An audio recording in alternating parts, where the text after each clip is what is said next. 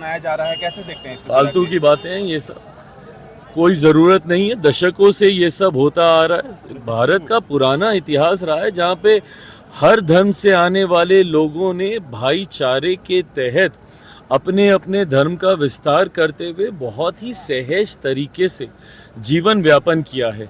ऐसे में कौन कहाँ पे नमाज पढ़ेगा, तो नवरात्रों में दुकानें खुलेंगी बंद होंगी, ये सब फालतू की बातें हैं। इस वक्त जो है ईद की नमाज को लेकर तरह तरह की खबरें निकलकर सामने आ रहे। उत्तर प्रदेश में गाइडलाइन जारी करते हुए कहा जा रहा है जो भी सड़कों पर नमाज पढ़ेंगे उनकी पासपोर्ट छीन ली जाएंगे, उनके खिलाफ कड़ी से कड़ी कार्रवाई करी जाएंगे। नमाज जो है अपनी मस्जिद में अपनी ईदगाह में पढ़े और ऐसी में जो है जहां पर कांवड़ यात्रा के दौरान पूरी रोडों को खाली करवा दी जाते।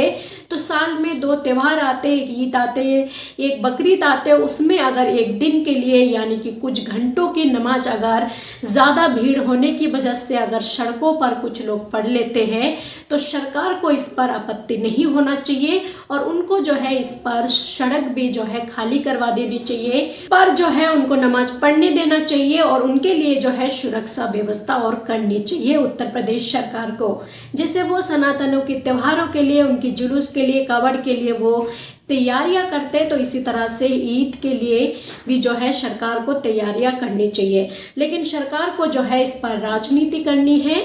और दूसरी तरफ जो है इस बारे में जब चिराग पासवान, बीजेपी नेता चिराग पासवान से जब पूछा गया तो उन्होंने साफ तौर पे कहा है जो इस तरह की फिजूल की बातें करने का कोई मतलब नहीं है, क्योंकि ईद का त्यौहार है, साल में एक बार आते हैं।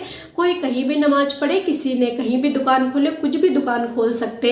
मीट मटानों की दुकान पर भी उन्होंने कहा है जो हमारा देश जो है एकता का देश है और सालों से त्योहारें बनते आए, अभी कोई नई नहीं है जो त्योहारें बन रहे और इसी तरह से बनता है। सबकी दुकानें भी खोलेंगे, सबके त्योहारें भी बनेंगे। ये देश को जो है इसी तरह से एकता के साथ चलानी है, ना ही तो इस देश को तोड़ने की ओर करना है। कुछ लोग जो है राजनीति अपना रोटियां सेक रहे लेकिन बेवजह की इस तरह की, उनसे यही कहना चाहूंगा इस तरह की राजनीति से बचे। राजनीति जो करना है वो राजनीति पर जो है धर्म जाति लेकर ना आए, ये चिराग पासवान जो है बयान देते हैं। सबसे पहले आप एक बार चिराग पासवान की ये बयान सुनिए। जा रहा है, कैसे देखते हैं इसको? फालतू की बातें हैं ये सब, कोई ज़रूरत नहीं है। दशकों से ये सब होता आ रहा है। भारत का पुराना इतिहास रहा है जहाँ पे हर धर्म से आने वाले लोगों ने भाईचारे के तहत अपने अपने धर्म का विस्तार करते हुए बहुत ही सहज तरीके से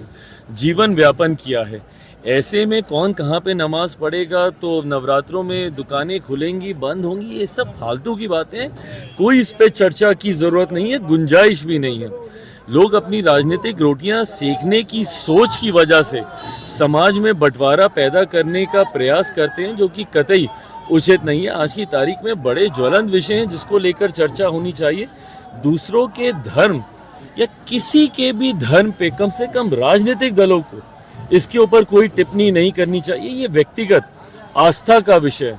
मैं मानता हूँ जिस दिन धार्मिक संगठन, भले वो किसी भी धर्म से जुड़े हों, जिस दिन धार्मिक संगठन राजनीति या राजनीतिक दलों का संरक्षण करना बंद कर दें और जिस दिन राजनेता और राजनीतिक दल धर्म के विषयों में हस्तक्षेप करना बंद कर देंगे तो कम से कम 90% समस्या वहीं पे हल हो जाएगी। समस्या तब उत्पन्न होती है जब राजनीतिक सोच के साथ इन विवादों को जन्म दिया जाता है। फालतू है, कोई जरूरत नहीं इन सब। तो आपने सुना चिराग पासवान के बयान से ये लगते हैं जो चिराग पासवान जो है मीट मछली की दुकान नवरात्रि में खुली रहने से उनको कोई आपत्ति नहीं है।